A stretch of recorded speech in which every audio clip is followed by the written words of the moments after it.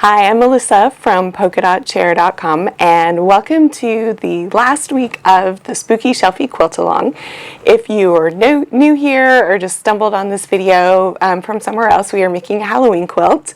You can still jump in and sew along with us. I don't plan on ever deleting the video, so if you feel like you're late to the game but you still want to make the quilt, don't stress. I don't have any plans to move the videos off. You can find all of them on my YouTube channel, and I have created a playlist called Spooky Shelfie Quilt Along.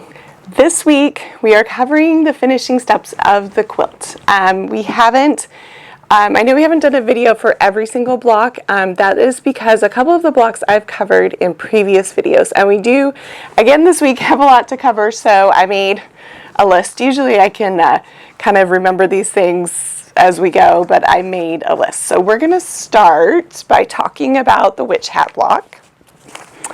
And witch hat block starts on page 18. And you do need to make sure that you have the template for the witch hat. The witch hat block is, make sure this is in the video, is at this spot on the quilt. If you have made my Halloween haberdashery quilt pattern, this witch hat block is pieced using the same method with a small variation. With this block, you are going to sew the stripe of the hat onto the bottom of the hat before you cut out your template. So let me show you where that was. So you're just going to, as noted in the pattern, you're going to sew this piece to this piece, and then using the template, you are going to cut out that whole piece after it is sewn. Then you use a couple of pieces of background fabric to create the triangle shape, and you're going to need to trim and square everything up, and it's noted on the pattern. So I do feel like the pattern has pretty good detailed explanation of these steps, but if you feel like you need just a little bit of extra help, then refer to the Halloween haberdashery video, which I will actually link in the description of this video. I'll try and link it up here, but sometimes the YouTube stuff, I don't do it the right way. So I will link that if you feel like you need a little bit more assistance with how to put this together. But if you like the witch hat block, I also have a Halloween quilt pattern called, that I mentioned before, the Halloween haberdashery one, that's all witch hats and a couple pumpkins, so it's a really fun one to sew. And that one's really great to make with scraps of fabric and fat quarters and leftover layer cake pieces and stuff. Okay, number 2, the spider. So there are 3 spiders on the quilt, and the spiders are raw edge applique. I know some of you guys don't like raw edge applique. It's just the best way to get this shape on there, and also I feel like with it being a spider, if it gets kind of fuzzy, it just adds to the whole texture of everything. The spider blocks are the same spider blocks that I made last year for our Halloween quilt along, which was the Spooky Sampler quilt. And I have a video going from A to Z of my process for creating raw edge appliques for quilting, and I talk about how I sew it to the quilt, the different stitches options available, what interfacing I like to use. So I'm also going to link that in this video, just because I feel like it goes into much better detail explanation than I would have time for in one video today. So you're going to make your 3 spiders blocks, and once again at the end of the pattern you can find your spider applique piece. Okay, so now let's talk about getting this quilt put together. And I am going to pull the pattern out again.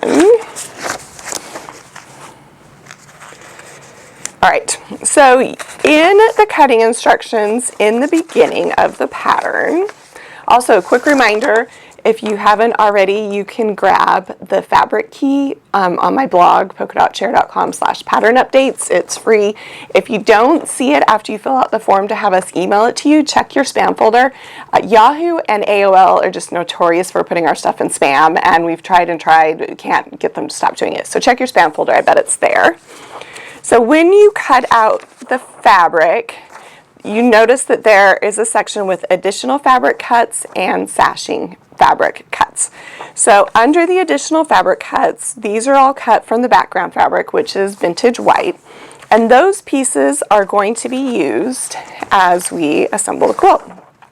So the assembly starts page 24 and 25, and I do have a diagram for you guys. So just to kind of walk you through, first, before you do this, count and make sure you have everything you need, that you have the right number of book blocks, the right number of pumpkin blocks, your spiders are appliqued onto the pieces noted in the pattern, your bubbles are done, and just take a quick inventory and make sure you have everything, because that will make this part go a lot quicker. So the first 3 rows of the quilt are just assembled just like a row quilt. Pretty simple. It will note on the pattern which book, like this one is book block number 3 and medium pumpkin. You're going to sew a piece to the top of the medium pumpkin, and then sew a piece to the top of the witch hat block. After those pieces are sewn, then it's just a simple case of just sewing all of those pieces together into a line and pressing your fabric. Same thing with row 2 and row 3, and they are noted on the pattern. And then row 4 and row 5, the difference with these is the broom block. Remember when we sewed the broom block, we sewed that black sashing strip into it already. That was because it gets hit at the end of this part. So rows 4 and 5 are shorter, but assembled in the same way. And then, so you're going to, like this one, you're going to have to sew a little piece to the top of the pumpkin, sew the square to the side of the pumpkin, and then sew it to the top of the book block.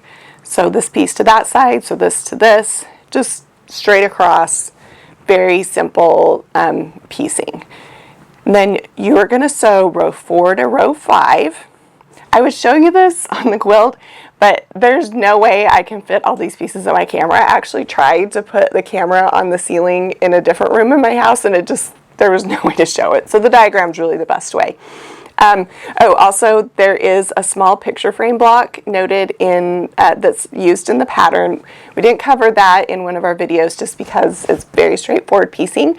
And I mentioned at the beginning of the quilt along that on one of your cutting guides, I had left off mistakenly the black pieces that go around the edge for that picture frame. So at this point, just go through all of your black fabrics, and they're very small pieces, so I know you've got some leftovers of one of those, and use that to outline the picture frame.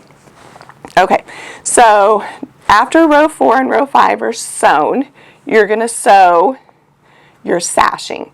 So you're going to sew row 4, and then you're going to sew the sashing, the black sashing to it, and then the background fabric sashing, and then you're going to sew row 5 to the bottom of that, just like we've shown here. After that is sewn, then you're going to sew the broom block to the side of that. So that should be the same height as all of those rows sewn together. And then I touched briefly on the sashing. So if you bought a quilt kit, you'll notice that there is some black fabric. I believe it's the text print is what they put in the kit. That is included, that's yardage. So that fabric you are going to cut as noted in the pattern back here on page 2.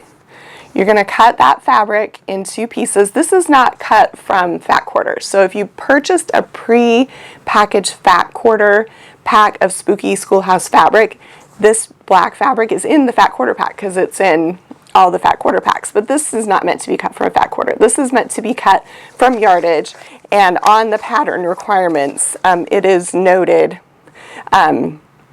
it's called border fabric on here. It's sashing, border, whatever you want to refer to it, but that is what that fabric is for. So you do need a half of yard of fabric separate. So if you are doing this yourself from your stash, just make sure that you have a half yard of fabric for those sashing or border prints, which essentially are the shelves in the book. So you're going to cut sashing fabric from black fabric and vintage white fabric. And then you do need to sew those pieces together to get a longer strip, which is noted on the pattern. Make sure I've got that. I'm really glad I numbered this pattern. Let's just put it that way, especially after going through, walking you guys through all these steps.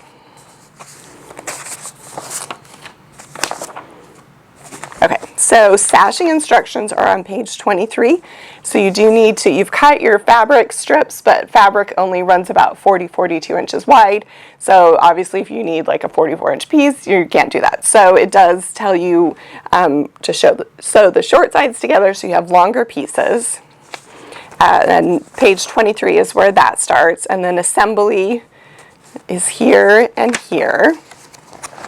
So so the rest of the quilt, very straightforward to sew together. You're just going to sew your 2 sashing pieces to the bottom of row 1. So row 2 to the top of row 1. So the 2 sashing pieces to the bottom of row 2.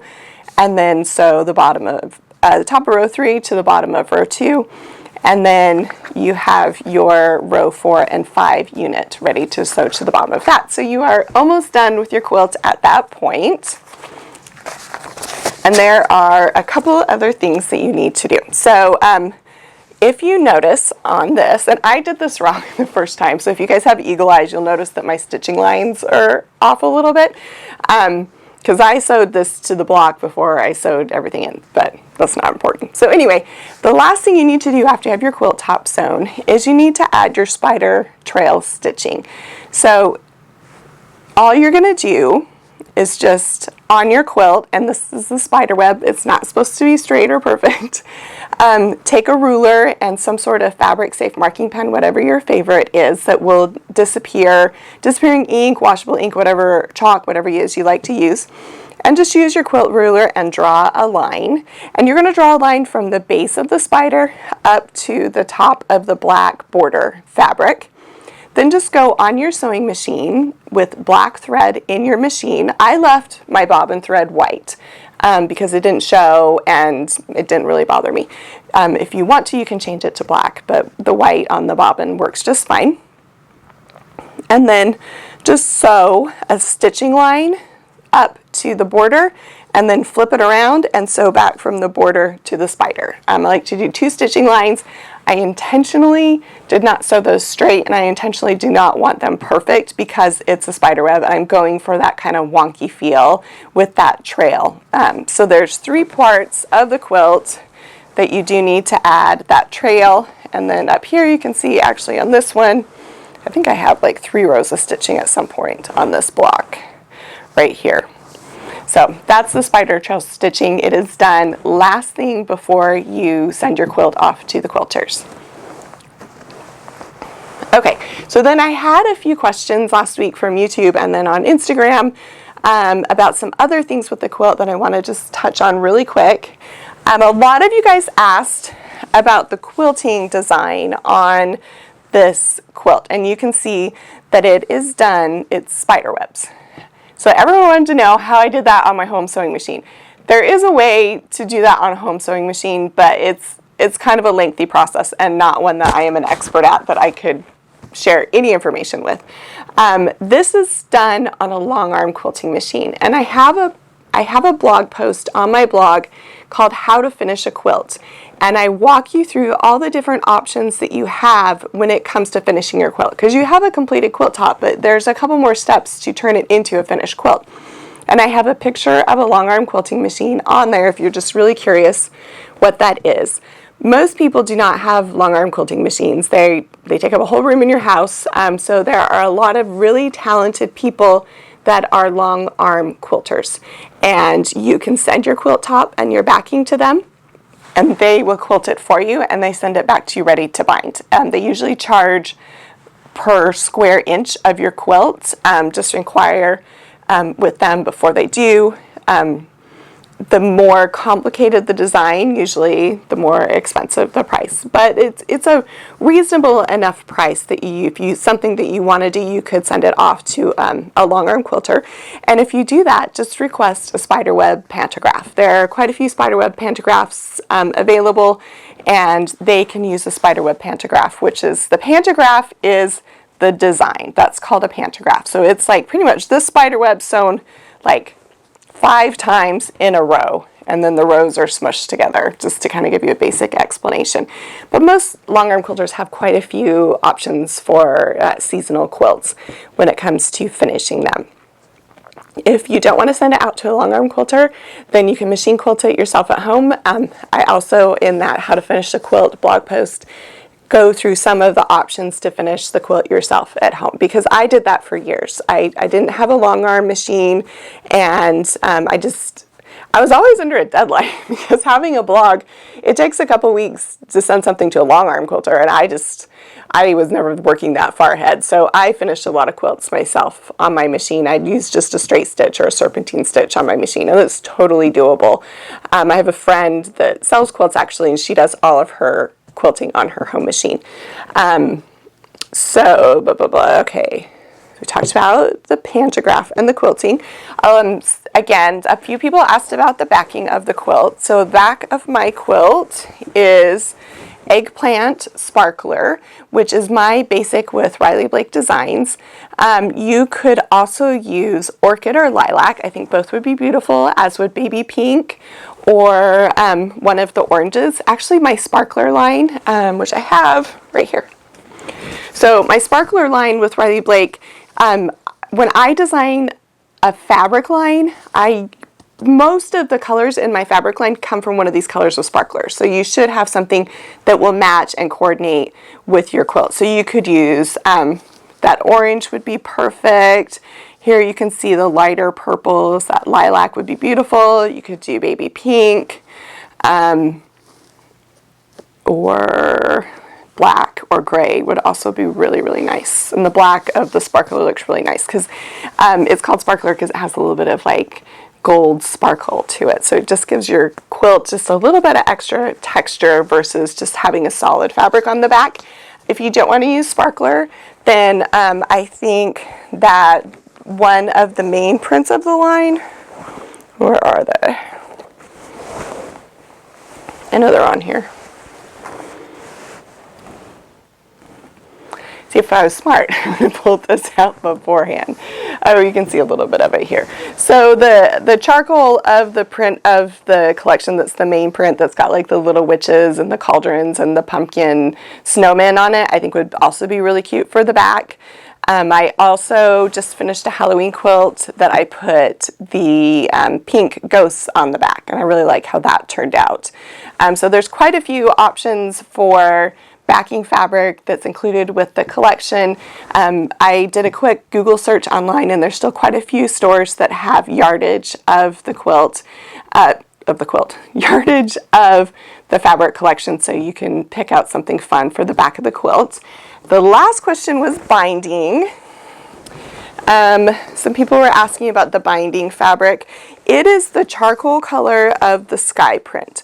My charcoal is a little bit lighter than the final came out because I had to make this quilt with advanced yardage, and they always do color tweaks and stuff, and they decided that they wanted this gray to be a little bit darker.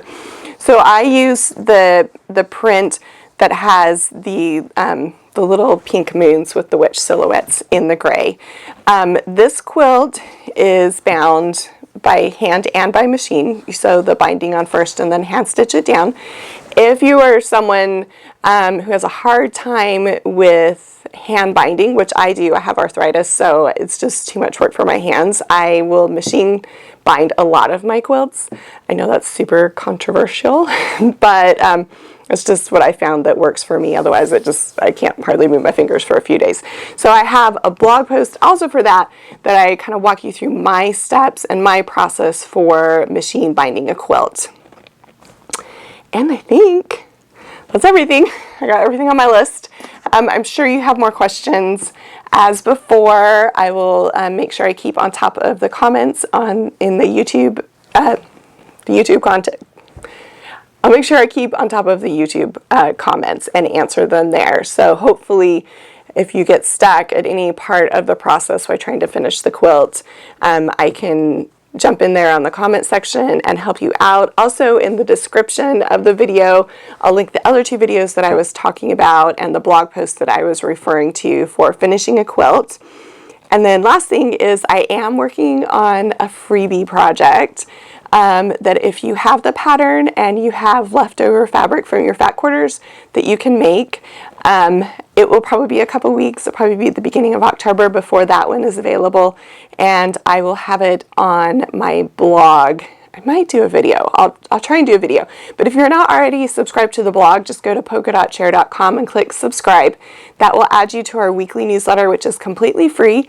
And every week I send out what's new, what was new to the blog that week, and then I go through and update all of our old posts too. So, and I'll tell you what was updated and some fun things coming up, and it will be for sure shared in that newsletter.